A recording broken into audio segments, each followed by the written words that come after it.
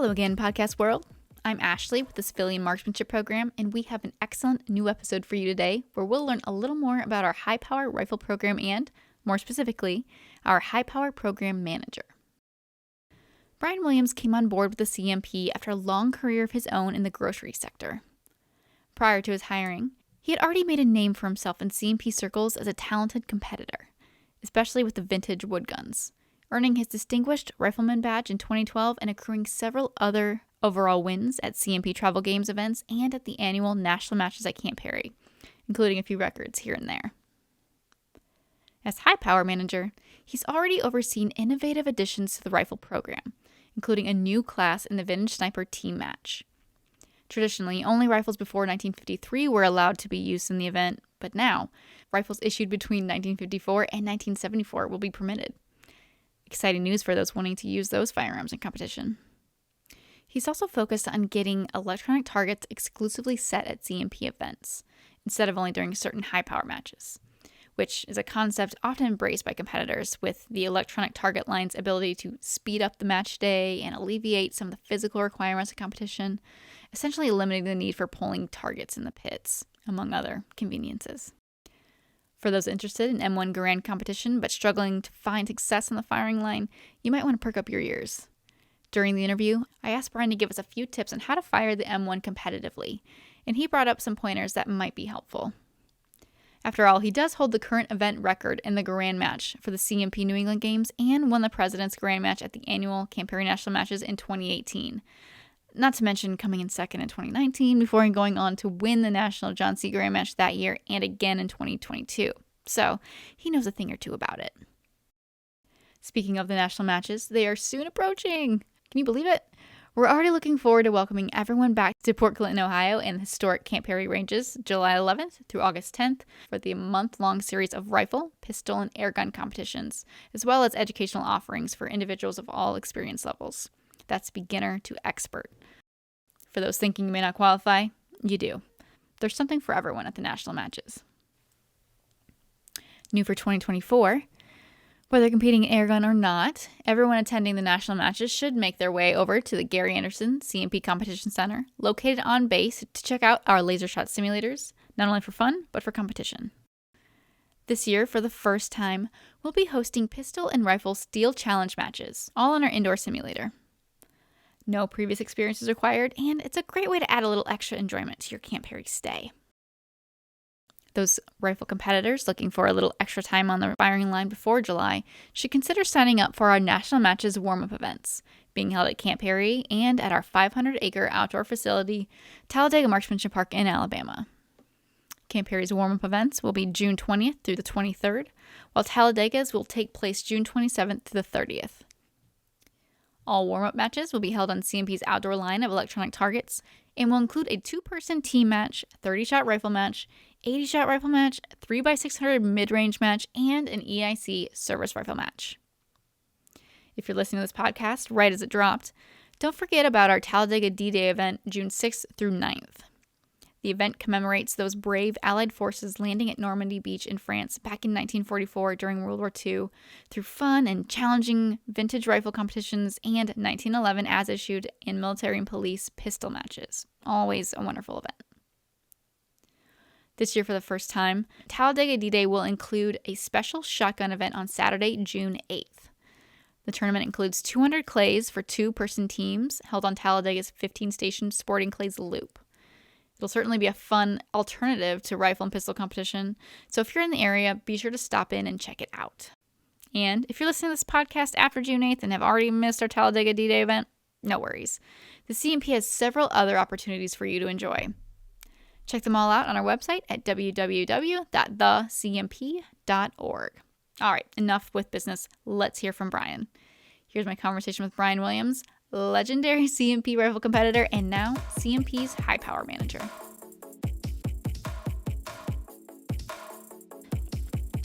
All right, I'm here with Brian Williams, the CMP Highpower Manager. Thanks for coming on and talking with us, Brian. I really appreciate it. Yeah, absolutely. So can you tell us a little bit about yourself, a little bit of your background? Yeah, sure. I grew up in a small town in Western New York, just a little south of Buffalo. I lived there until I graduated from high school and moved to Syracuse, New York, where I started my family and my career. Had a relatively short stay in central New York and moved to Western Massachusetts, where I've called home for the last 25 years. I'm married to my wife for 28 years now. We have two sons. My oldest son is married and has two daughters of his own. He's an airborne soldier in the Army, currently stationed at Fort Liberty in North Carolina. My youngest son lives a couple of towns over from me here in Western Massachusetts. He's working his way up the corporate ladder of a regional grocery chain. For the most of my adult life, I've worked in the grocery business. I worked in a local store in high school, moved to Syracuse to follow the job with a large multi-state company that operated several hundred grocery stores. I was with them for a few years, worked my way up to an assistant store manager position, and decided that company really wasn't where I wanted to stay. So after searching for some opportunities all over New England, I found a small family-owned company based in Springfield, Mass, that would turn out to be where I would spend the next 20 years of my professional life. I was a store director for them for about 17 years, moved over to the distribution side of the grocery business, where I would spend the next 7 or 8 years. I ran a perishable and a non-perishable distribution center for them, controlling up to about 400,000 square foot of warehouse space, and I had about 250 people that worked for me. And then on to the CMP, where I am now. Yeah, that's really interesting. Massachusetts, I love New England. Your accent doesn't seem that thick. Is that because of the New York, starting in New York, and then you kind of pick up a little bit of that? I live on the other side of the state. Massachusetts is an interesting place. It breaks just about in half. You get to Worcester, and anything east of Worcester, you start to get a pretty good accent. But us folks down here on the western end, we talk pretty regular. Like normal people, huh? Just normal people. Yeah. Right. That's really, really interesting. Very cool. So how did you develop an interest in marksmanship then? It's interesting. When I was a kid, marksmanship was probably, could I hit a woodchuck across the field from my childhood house? And funny enough, that's exactly how I was kind of introduced into competitive shooting. I was planning on going back home to visit family, and thought I would take, one of the two rifles that I owned at the time and chase some woodchucks around the field at the farm. I went to a local range here in Massachusetts to sight in that rifle, and ran into a gentleman that was shooting a service rifle 200 yards.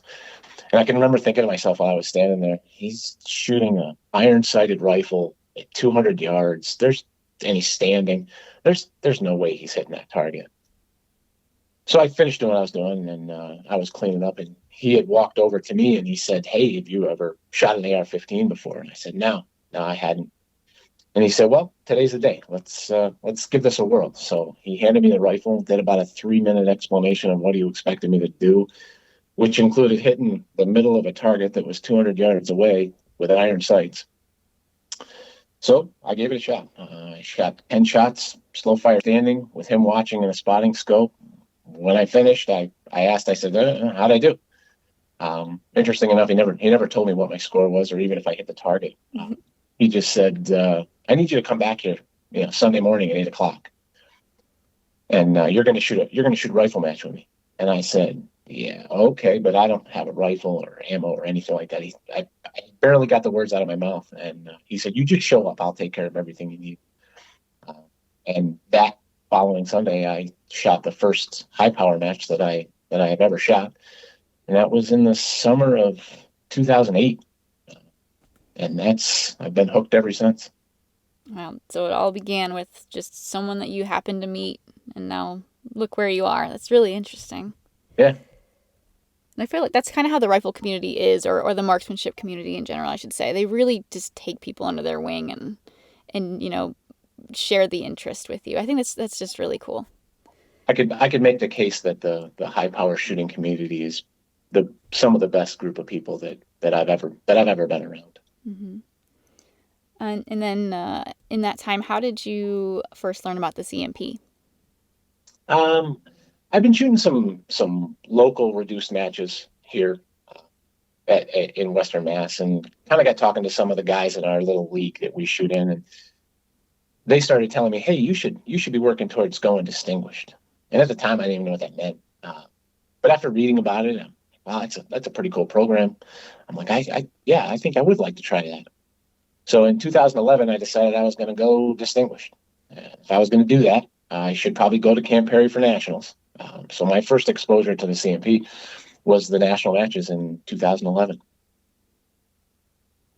Wow. And then it's been over a decade since then, and Yeah.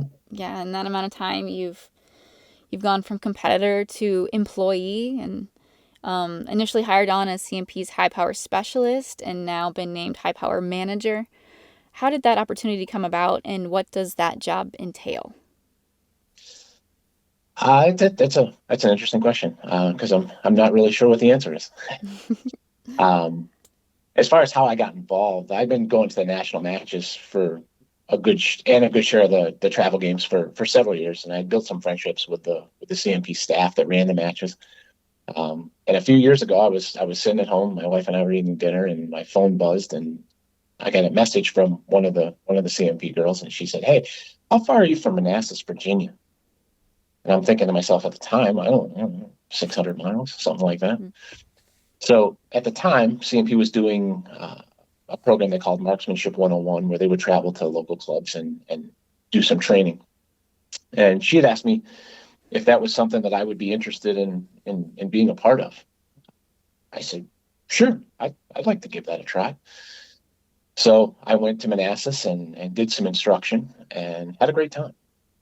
So after that, I did a couple of fill-ins for them over the next year or two and had a great time doing it.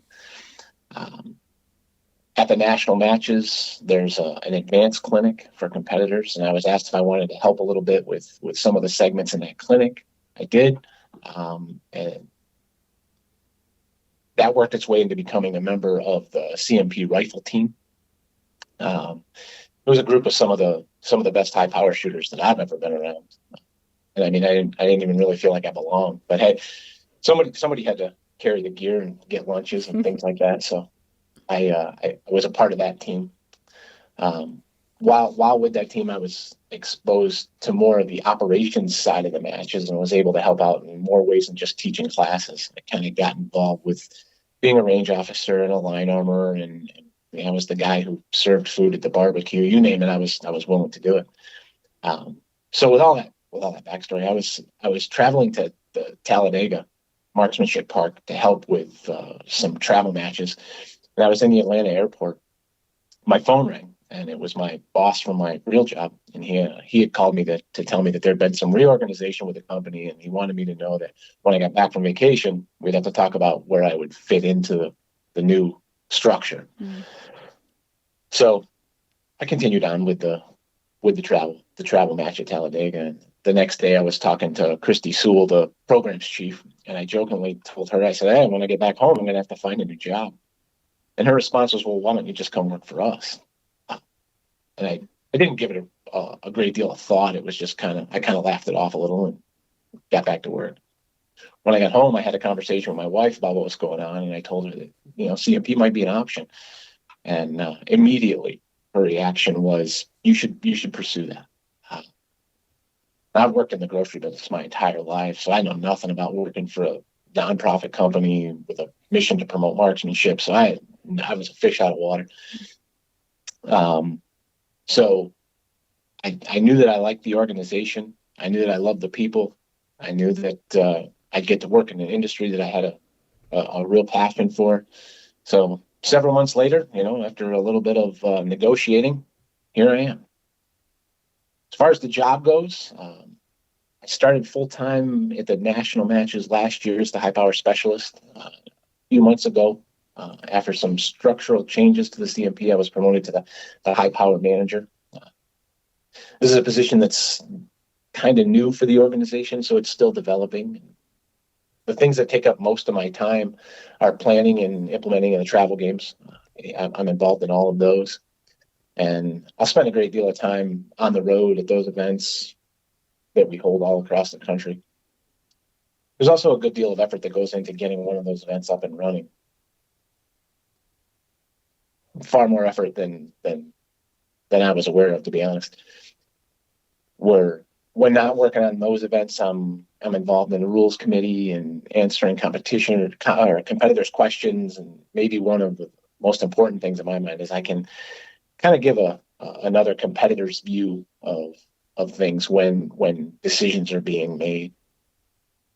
You definitely bring that perspective into the organization.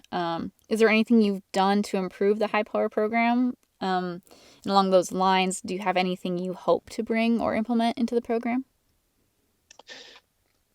All of the exposure that I had to CMP previous to 9 or 10 months ago was on the competition side, going and shooting matches, helping run those matches, that type of stuff. Since starting full time, I've been introduced to some of the other things that go on within the CMP, and there's a lot. I've spent time in Ohio, where the programs people, the people who put on the matches, call home. But I've also been able to spend some time in Alabama, where the real operations part of the company is located. Alabama is also where the rifle sales operation is located, and that's an amazing process to see. That group is able to take U.S. surplus rifles and pistols and almost magically rehab them into something that works and safe, and they could sell to the public so that anyone can get their hands on a true piece of American history. I've also been able to spend time at the Talladega Marksmanship Park. This facility is by far the most impressive facility I've ever been to.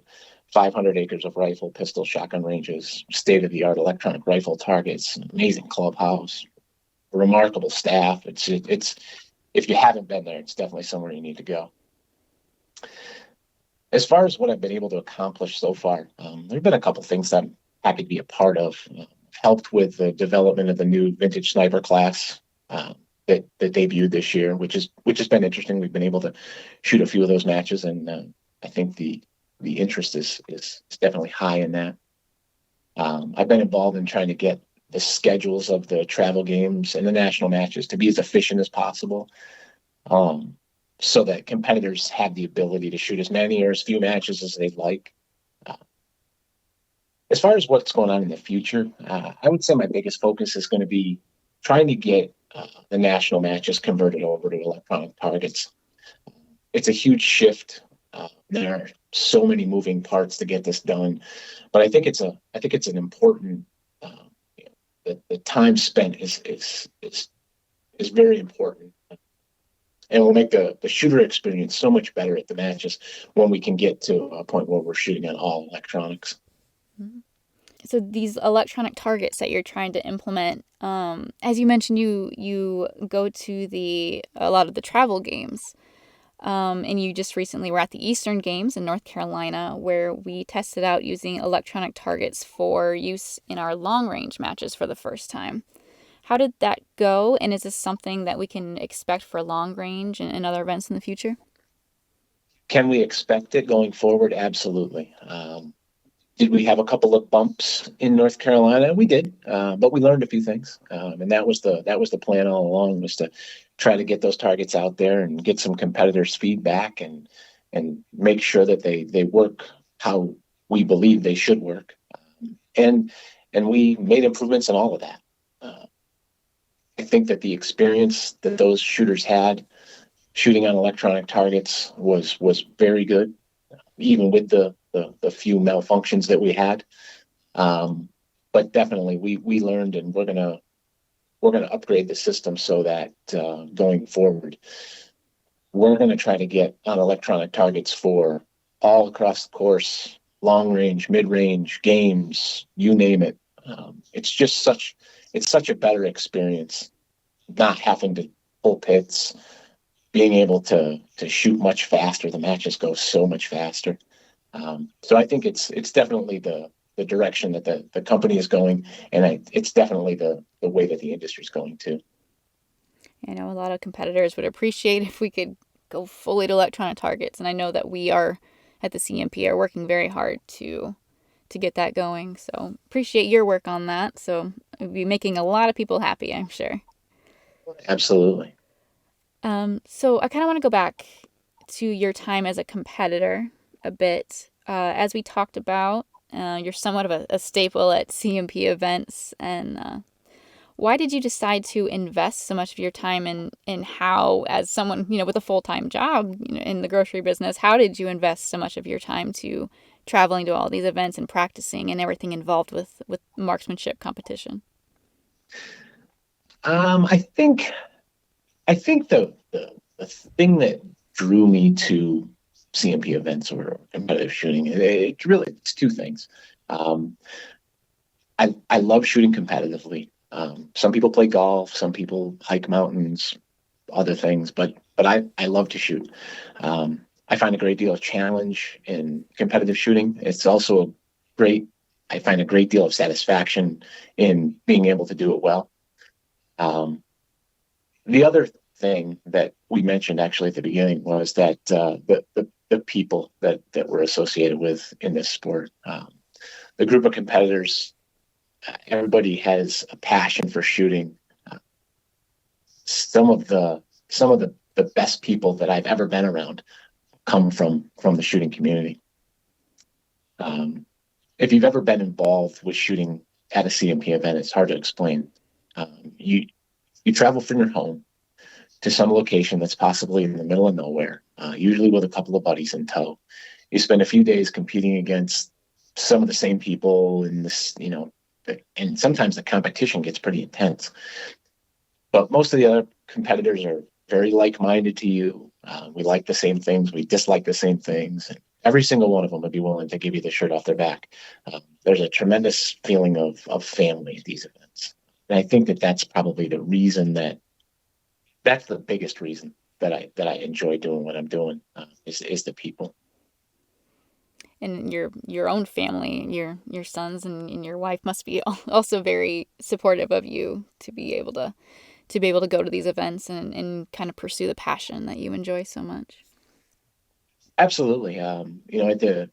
Back at the beginning, my sons would go with me. We had been to the national matches a few times, all three of us together.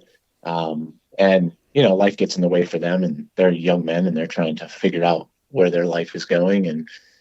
But I always think that we're going to get back together again, and that's Camp Perry national matches. That'll be the rendezvous point for us at some point down the road. We'll all get back together there.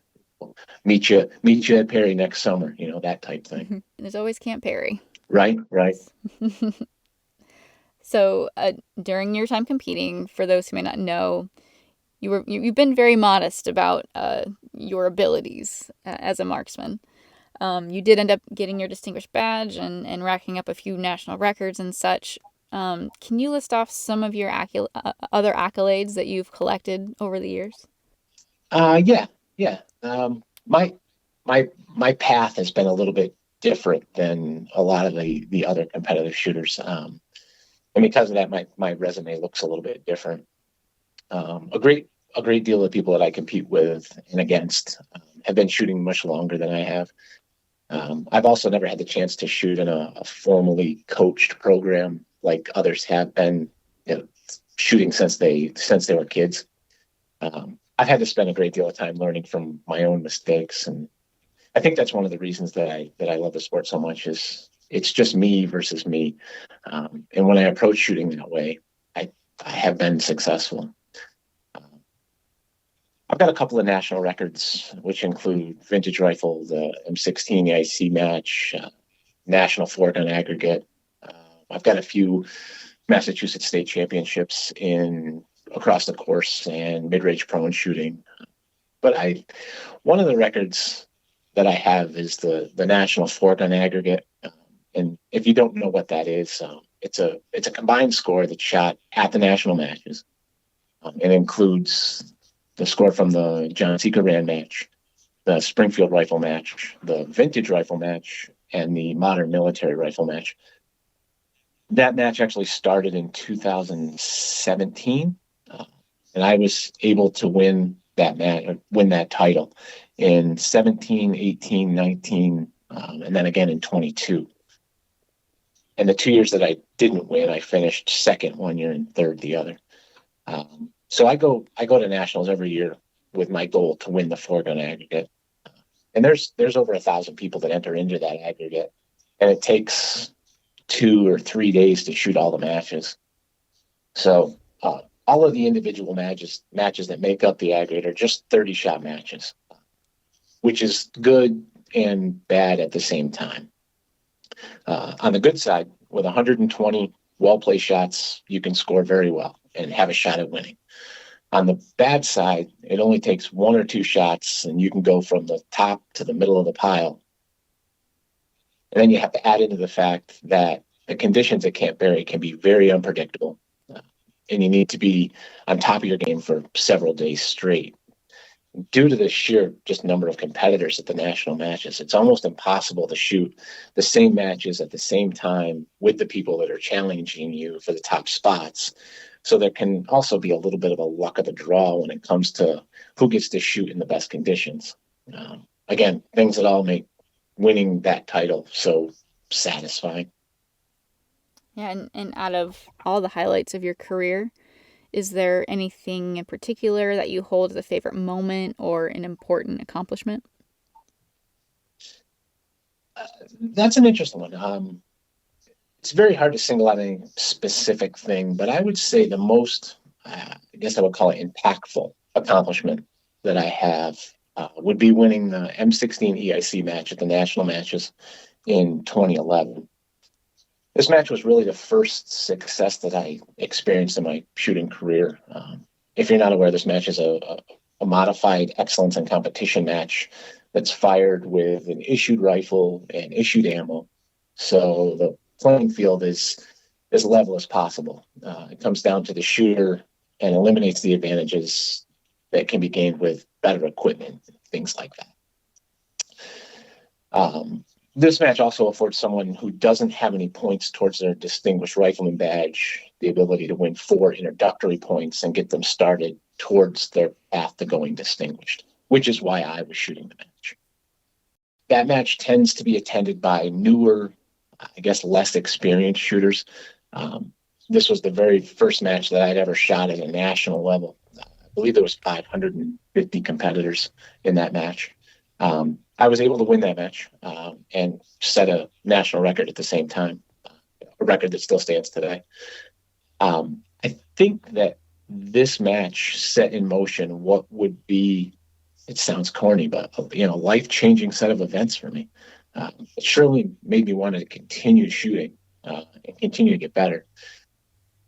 At the time, I would never have imagined that competitive shooting would play such a large role in my life for the unforeseeable future. There have been other national wins and some records along the way, but I would have to say that match is one that I'm very proud of. It holds a special place for me. It's clear that you know what you're doing on the range. I feel like a lot of people know you for your accomplishments with the wood guns, with the vintage type rifles. What sort of tips can you give us on how to shoot the M1 Garand competitively? How much practice is involved, and what makes the M1 more challenging or different than other rifles? Well, I'll start with I think it was after the national matches in 2017. I decided that I was having so much fun shooting the M1 in the games matches that I was going to start shooting M1 in the big matches, like the President's Match, the National Trophy, etc. So in 2018, I shot the M1 in all the big matches at nationals, and had just a great time doing it. I think that the M1 Garand is just plain cool to shoot. It's a very capable platform. If you want to put in the time to learn how to shoot it, it's a rifle that doesn't allow for error, unlike the service rifle of today, which is the scoped AR-15. The M1 is much less forgiving. I think that biggest piece of advice that I would give someone who would like to be better at shooting M1 is confidence. It's very easy to blame an 80-year-old rifle for your own shortcomings.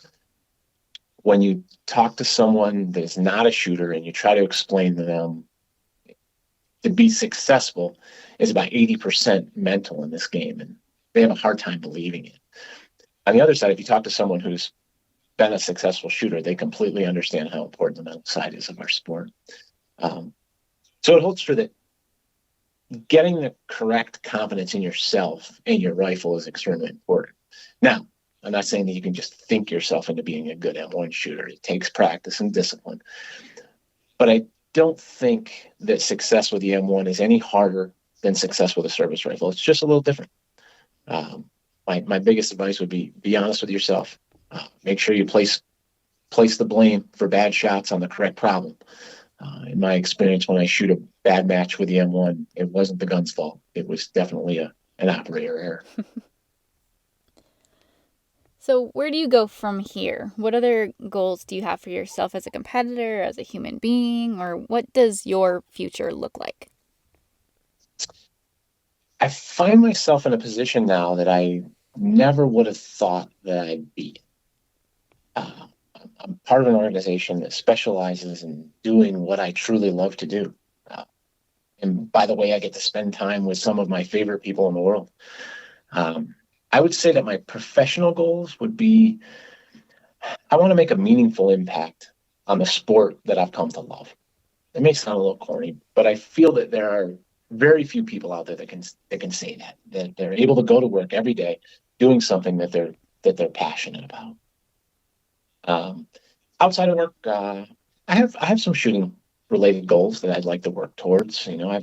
I've made the President's 100 a few times, but I've never made the top 20. So I'd like to make the shoot off here before too long. I'd like to add that to my resume. I'll continue to shoot the vintage rifles. I love shooting the wood guns, and I'll continue to do that. And I hope to get a few more of the national 4-gun aggregates before I hang it up. Well, you certainly have the ability, so we'll keep an eye on you and hope that you get there. Brian, thank you so much for taking the time to talk with us today. And I know I'm excited. A lot of people are excited to have your expertise on board with us, and I just know your enthusiasm for the sport really comes through, and I know you're going to do a lot of good things for us. So thank you again, and can't wait to see everything that you're going to bring to the program. Yeah, absolutely. I couldn't be happier to be in the position that I'm in. I hope to make some impact, and I look forward to talking to as many people as possible. I love to hear people's opinions. I love to talk to folks on the line, and I'm excited. I'm excited to see what 24 brings and going forward.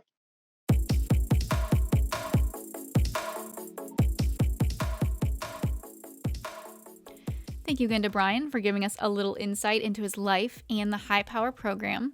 If anyone has any questions of their own for Brian, or maybe even some suggestions on things you'd like to see improved in the rifle discipline, feel free to contact him at bwilliams@thecmp.org.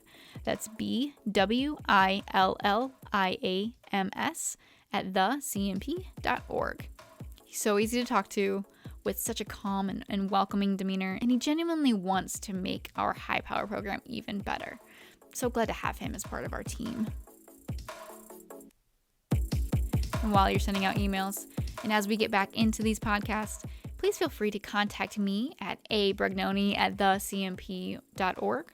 That's a really long Italian name that I should probably get updated since it's my maiden name and I have a much easier name now. But anyway, that's abrugnoni@thecmp.org with any suggestions you may have for us. We want your listening experience to be enjoyable, and we want to bring you content that keeps you connected with us. Until next time, stay safe out there.